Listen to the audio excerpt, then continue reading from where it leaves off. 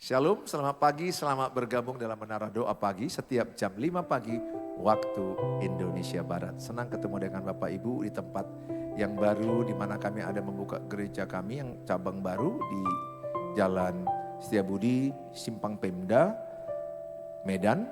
Di sini kami membuka ibadah GBI dan puji Tuhan tempat ini bisa menjadi tempat salah satu menara doa pagi. Dengan tim yang bersama-sama, tim baru, mari sama-sama kita berdoa. Kita datang kepada Tuhan Yesus, kita siapkan hati kita memuji menyembah Tuhan Yesus. Bapa di sorga, dalam nama Tuhan Yesus, kami memulai menara doa pagi bersama dengan tim yang ada dan semua keluargaku yang ada di YouTube, yang sakit Tuhan tolong sembuhkan, yang lemah Tuhan kuatkan, hubungan rumah tangga yang bermasalah Tuhan pulihkan, mereka yang putus asa Tuhan beri semangat baru, mereka yang kekurangan keuangan Tuhan yang memulihkan, Tuhan juga menolong mereka yang mencari kerja, mencari jodoh, menjual rumah dan apapun masalah-masalah yang mereka sedang harapkan, kami percaya Tuhan Yesus jawaban atas hidup kami.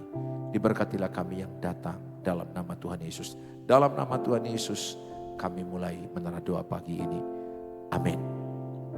Kita angkat pujian kita.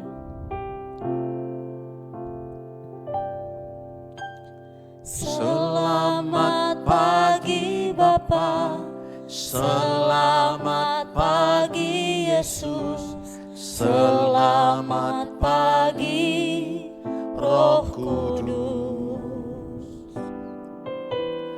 Terima kasih atas anugerah-Mu semalam telah berlalu. Ku memuji, ku bersyukur,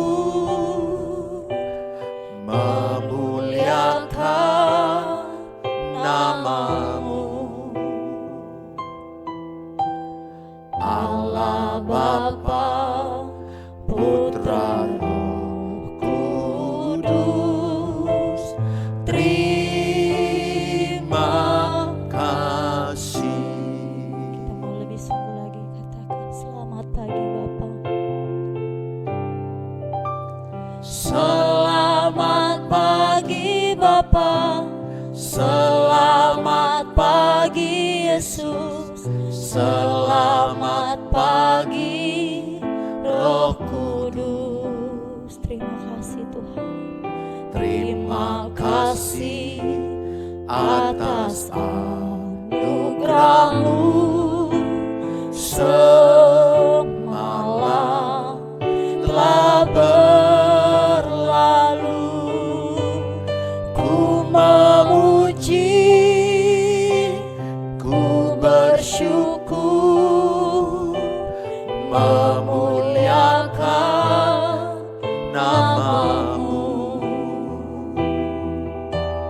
Allah Bapa, Putra, Roh Kudus, terima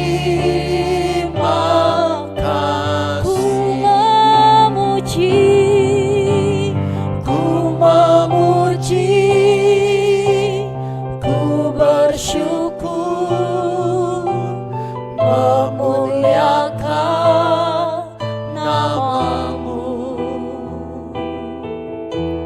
Allah Bapa, Putra, Roh Kudus, terima terus memuji Tuhan. Ku memuji, amin Tuhan. Ku bersyukur, memuliakan nama-Mu. Allah Bapa, Putra, Roh Kudus, terima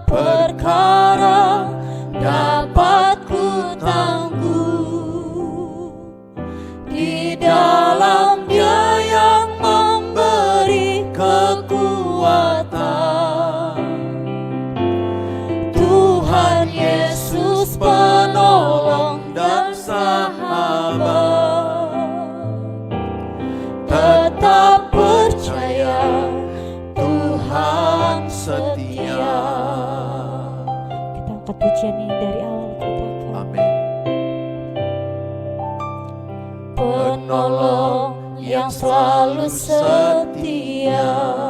Kau yang terus memenuhi setiap kami Tuhan, memenuhi keperluanku. Tak pernah Dia mengecewakan. Yesusku tak pernah gagal. Penolong yang setia, penolong yang selalu setia,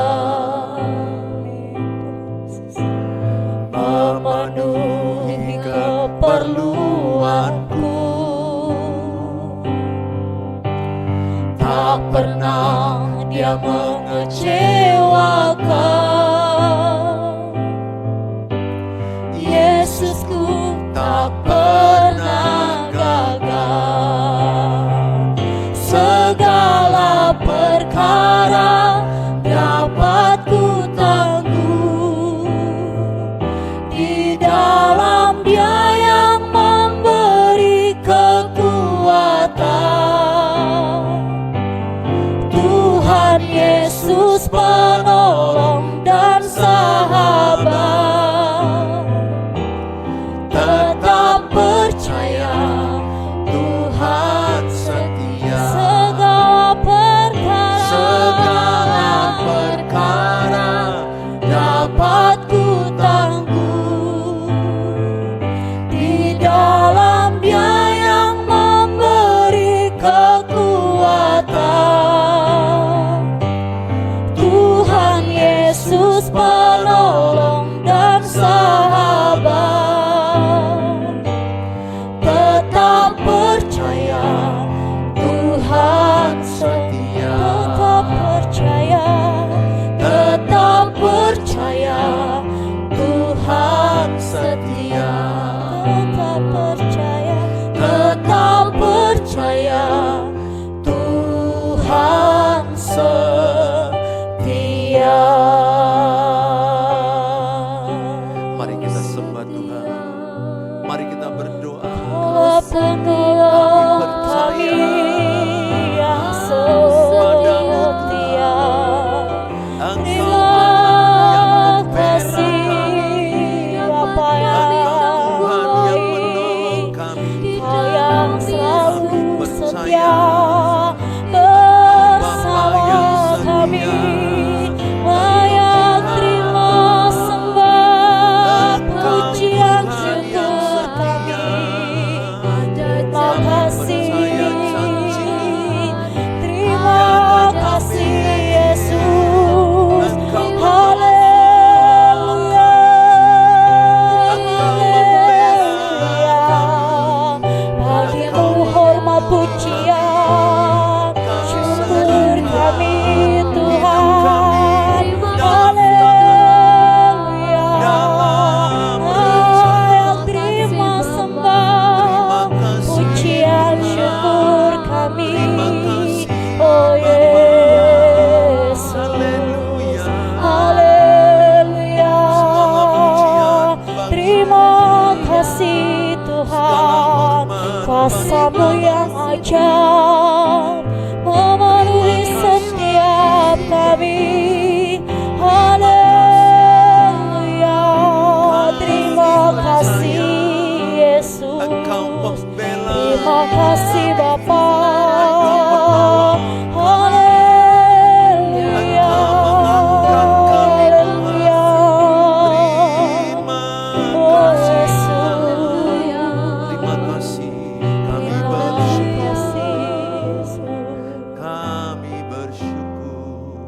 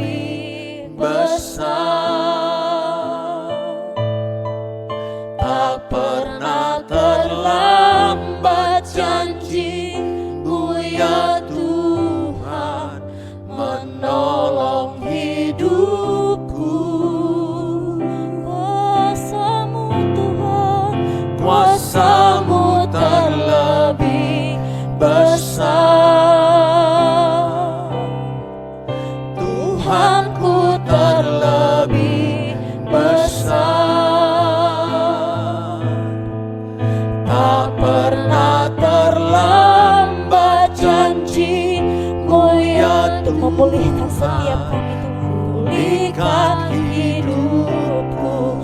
Kuasa-Mu Tuhan, kuasa-Mu terlebih besar. Tuhanku terlebih besar. Tak pernah terlambat janji-Mu ya Tuhan, menolong hidupku.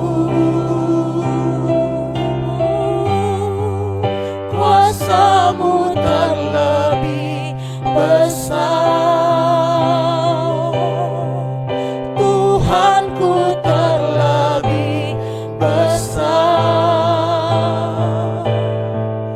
Tak pernah terlambat janji-Mu ya Tuhan, pulihkan hidupku. Tak pernah terlambat, tak pernah terlambat janji-Mu ya Tuhan, pulihkan hidupku. Bapa di sorga, dalam nama Tuhan Yesus, kami siapkan hati kami diberkati dengan firman Allah. Dalam nama Tuhan Yesus, kami berdoa. Amin. Shalom Bapak Ibu yang saya kasihi, senang di pagi hari ini kita bertemu kembali dalam Menara Doa Pagi. Kalau Bapak Ibu belum subscribe, mohon di subscribe. Dan Bapak Ibu terlibat dalam pembagian link ini, Bapak Ibu sudah terlibat dalam memberitakan firman Allah. Hari ini saya membawa tema Allah mengangkat mereka yang rendah hati. Allah mengangkat mereka yang rendah hati. Alkitab dalam Filipi 2 ayat 9 sampai kepada ayat yang ke-11. Itulah sebabnya Allah sangat meninggikan dia dan mengaruniakan kepadanya nama di atas segala nama. Supaya dalam nama Yesus bertekuk lutut segala yang ada di langit dan yang ada di atas bumi dan yang ada di bawah bumi. Dan segala lidah mengaku Yesus Kristus adalah Tuhan bagi kemuliaan Allah. Kalau saya ambil pada ayat yang ke-8 Bapak Ibu, dikatakan Filipi 2 pada ayat yang ke-8. Dan dalam keadaan sebagai manusia ia telah merendahkan dirinya dan taat sampai mati, bahkan sampai mati di kayu salib. Kalau pada ayat yang ke-6, yang walaupun dalam rupa Allah tidak menganggap kesetaraan dengan Allah itu sebagai milik yang harus dipertahankan. Ayat 7 Filipi 2. Melainkan telah mengosongkan dirinya sendiri dan mengambil rupa seorang hamba dan menjadi sama dengan manusia. Ini adalah tulisan Rasul Paulus kepada jemaat di Filipi supaya mereka hidup dalam kesatuan, perlu merendahkan diri, perlu merendahkan hati, perlu mengutamakan kepentingan orang lain lebih dahulu. Karena dalam Kristus ada nasihat, ada kasih mesra, ada keindahan dalam kesatuan dalam Kristus. Kristus menginginkan kerukunan, kedamaian, kesatuan di dalam rumah tangga. Alkitab berkata Mazmur 133, sungguh alangkah baiknya dan indahnya apabila bersaudara, apabila dalam berkeluarga, suami istri, anak-anak, ayah ibu, bersaudara abang adik, berito, berlai, beripar dengan keluarga mertua. Apabila rukun damai itu yang paling indah di hadapan Tuhan. Sebab kesanalah Allah memerintahkan berkat kehidupan. Tahukah saudara bahwa doa Yesus terakhir di Taman Getsemani adalah supaya setiap orang percaya bersatu. Itulah doa Tuhan Yesus. Dia mendoakan, dia merenung, dia memikirkan, mendukung, memotivasi, mendorong setiap orang percaya supaya bersatu. Sebaliknya iblis datang untuk mencerai-beraikan, mencuri, membunuh, membinasakan, menghancurkan kesatuan rumah tangga, menghancurkan kesatuan berabang adik, menghancurkan kesatuan di dalam bangsa dan negara ini. Tapi Tuhan Yesus ingin kita supaya hidup bersatu. Kalau kita bersatu, nama Tuhan dipermuliakan. Kalau kita bersatu, jiwa-jiwa dimenangkan. Kalau kita bersatu, berkat diperintahkan Tuhan. Oleh karena itu hari ini bagaimanakah kita supaya bersatu?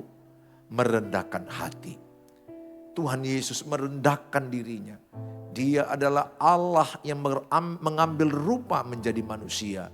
Bahkan dia mengambil rupa manusia sebagai hamba. Dan sebagai hamba yang taat sampai taat mati di kayu salib. Merendahkan diri, merendahkan hati. Membuang egois, membuang kesombongan. Membuat kita hidup damai, membuat kita hidup tenang. Membuat kita bebas pertengkaran. Tidak ada lagi pertengkaran di rumahmu. Tidak ada lagi pertengkaran di hubungan suami istri. Satu aja mati egoisnya, maka suami istri akan tercepat rukun. Saya melakukan itu. Saya tidak menuntut istriku berubah. Saya tidak menuntut anak-anakku berubah. Saya berkata, Tuhan ubahlah saya. Mampukan saya mematikan egois saya. Mampukan saya mematikan keegoan saya. Saya sejak dimampukan Tuhan mematikan egois, hubungan saya tidak pernah bertengkar bertahun-tahun dengan istriku, dengan anak-anakku. Tidak sempurna, pasti ada rasa emosi kecewa dalam diri saya. Tetapi untuk bertengkar no way, untuk selamanya. Dengan siapapun anak-anak Tuhan Yesus tidak boleh bertengkar. Ingat kita adalah pembawa damai, itu kata Alkitab. Sehingga anak Tuhan Yesus itu ciri-cirinya suka mengalah, mudah mengalah, mau mengalah. Itu ciri anak Tuhan Yesus. Bapak Ibu yang saya kasihi. Teladan Yesus merendahkan diri. Sampai mati di kayu salib. Lahir di kandang domba. Saudara, lihat Allah Bapa meninggikan dia. Mempermuliakan dia di atas segala nama. Upah dari orang yang merendahkan hati adalah ditinggikan Tuhan. Saya mengajak saudara membaca dari kitab Matius 23 ayat yang ke-12. Matius 23 ayat 12. Dan barang siapa meninggikan diri, ia akan direndahkan. Dan barang siapa merendahkan diri, ia akan ditinggikan. Merendahkan diri sih, merendahkan hati, bukan minder. Tulis dalam kolom Bapak Ibu, barang siapa yang merendahkan hati akan ditinggikan Tuhan. Tulis dalam kolom, saya mau merendahkan hati saya. Tulis dalam kolom, saya mau bebas pertengkaran dari hidup saya. Tulis dalam kolom. Karena apa yang Bapak Ibu tulis akan jadi dalam hidupmu. Sehingga di rumahmu bebas pertengkaran. Kenapa orang bertengkar? Karena egois. Itu aja. Kedua, karena sombong. Kalau kita rendah hati, kita matikan egois. Percayalah Bapak Ibu, di rumahmu tidak ada pertengkaran. Di hidupmu selama-lamanya tidak mau bertengkar. Itu menjadi gaya hidup saya. Saya tanamkan di atas saya tidak mau bertengkar dengan siapapun. Saya bukan sempurna. Tapi itulah kebenaran firman Allah. Anak Allah Matius 5:9 pembawa damai. Tidak suka bertengkar. Anak Allah mau mengalah demi kedamaian.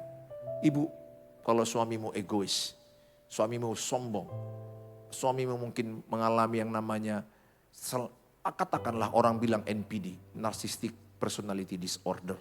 Merasa diri benar, angkuh, gak mau dikritik, gak mau disalahkan, manipulatif, selalu berbohong.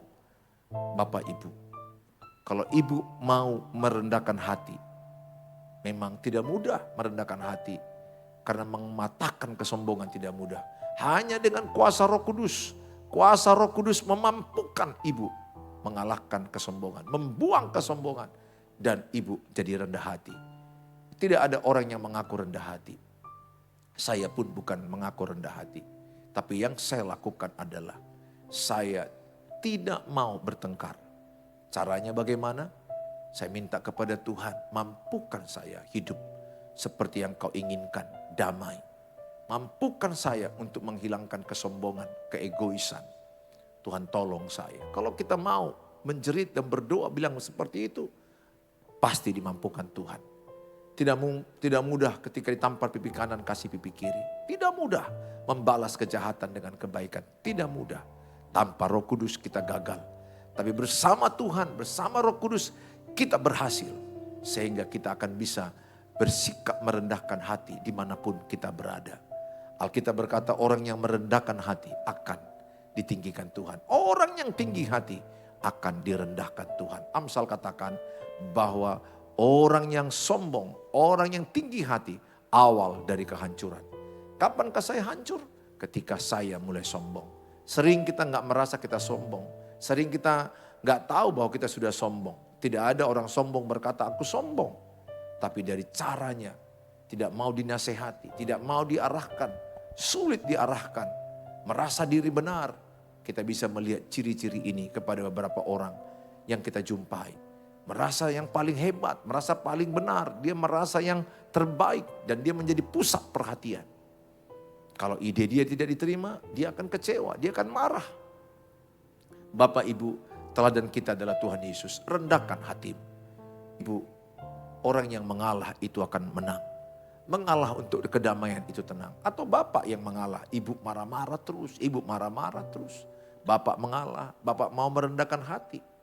Percayalah, Tuhan yang membela keluarga kita. Sering sekali kita marah-marah karena ingin mengubah anak-anak kita, ingin mengubah pasangan kita. Tidak bisa kita mengubah pasangan.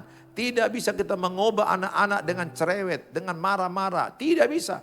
Bentakan membuat anak takut, bentakan membuat suami terluka, bentakan membuat istri terluka. Tidak pernah Alkitab katakan bentak anakmu supaya berubah, bentak suamimu supaya berubah, bentak istrimu supaya berubah. Tidak ada ayatnya. Itu sering kali ucapan istri-istri membenarkan diri. Kalau aku tidak marah samamu, kau tidak berubah. Itu bukan dari Alkitab. Demikian juga suami. Kalau merasa kalau nggak dibentak istrinya nggak berubah. Demikian orang tua. Kalau nggak bentak anak, anaknya nggak berubah. Akhirnya anaknya ahli membentak orang tuanya. Setelah tua, ingat apa yang kita tabur, itu yang kita tuai. Kalau kita bentak anak kita masa kecil, lihat masa tuamu. Anak-anakmu akan membentak engkau habis. Itu Alkitab bilang, tabur tuai. Jangan pernah bentak anakmu. Tegas boleh, menegur boleh. Dengan kasih, dengan lemah lembut, di cara yang tepat, di waktu yang tepat. Intonasi yang tepat.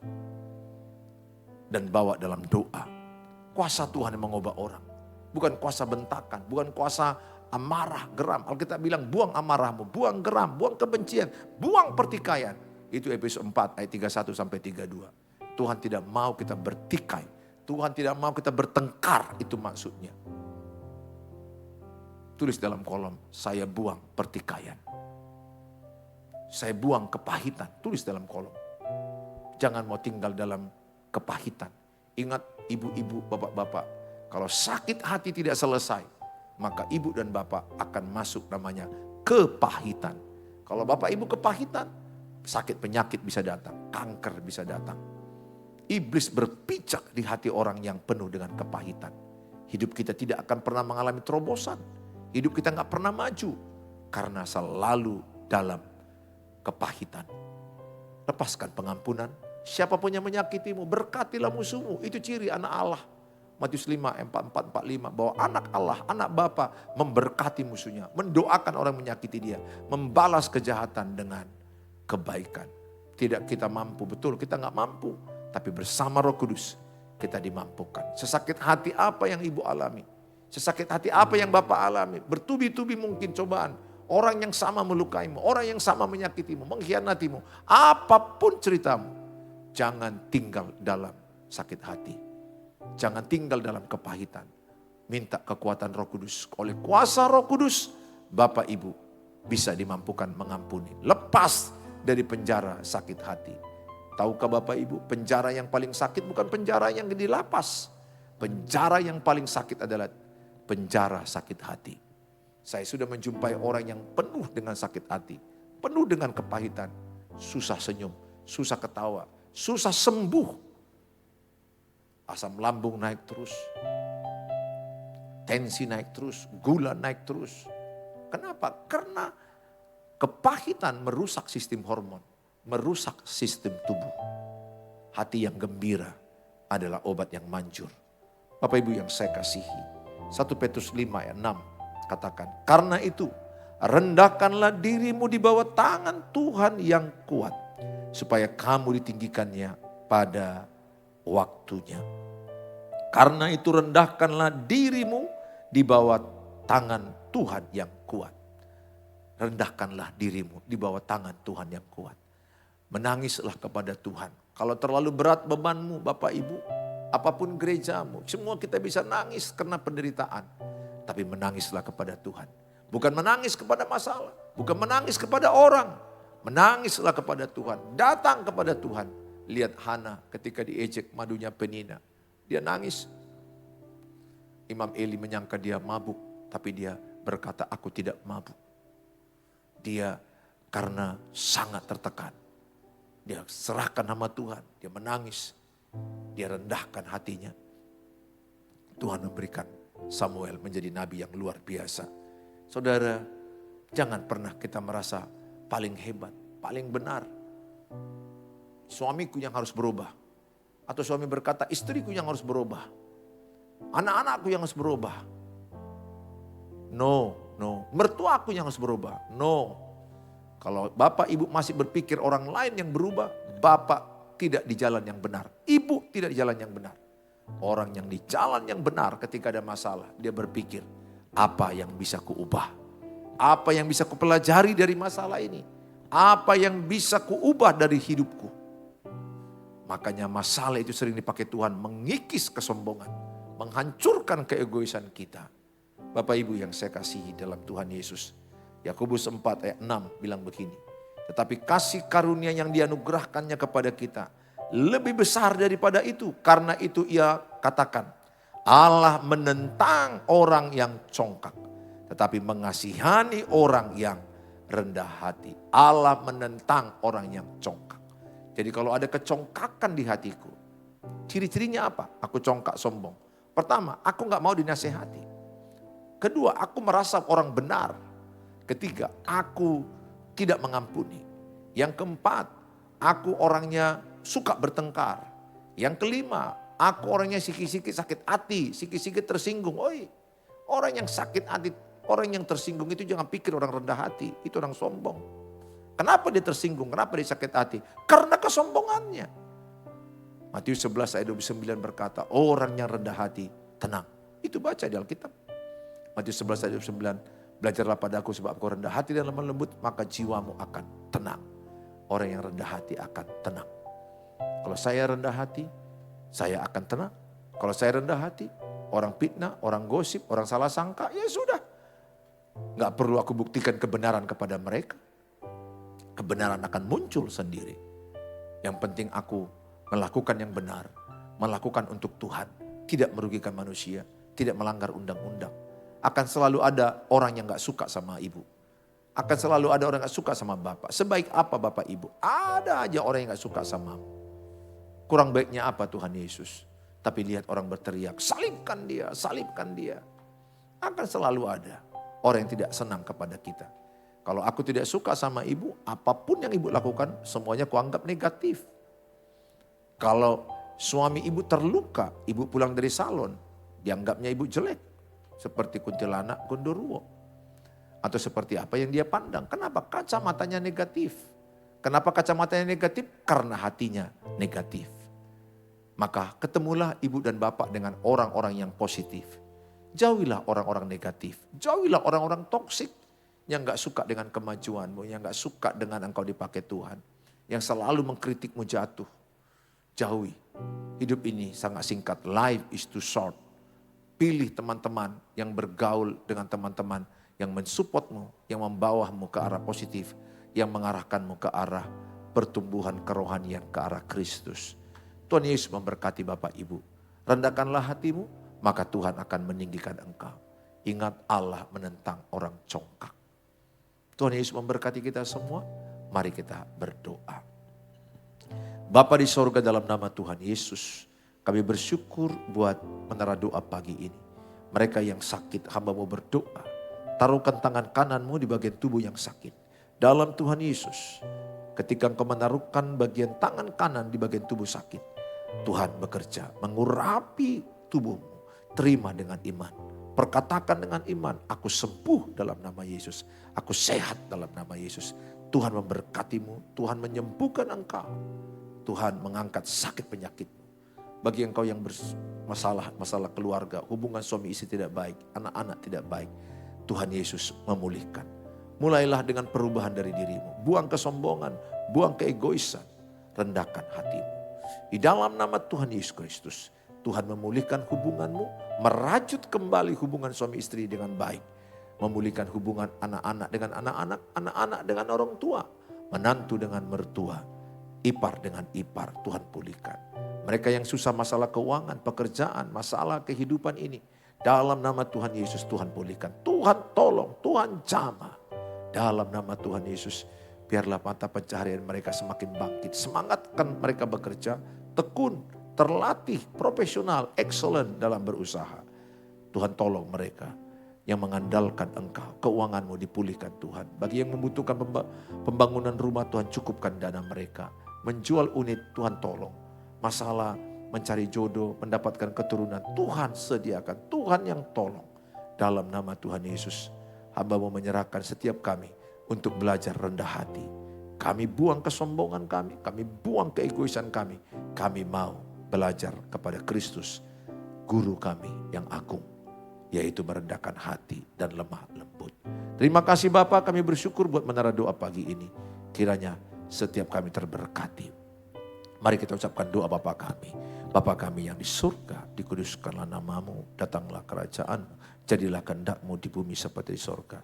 Berikanlah kami pada hari ini makanan kami yang cukupnya, dan ampunilah kami akan kesalahan kami, seperti kami juga mengampuni orang bersalah pada kami. Dan janganlah bawakan dalam pencobaan, tapi lepaskanlah kami daripada yang jahat. Karena Engkau yang punya kerajaan dan kuasa dan kemuliaan sampai selama-lamanya.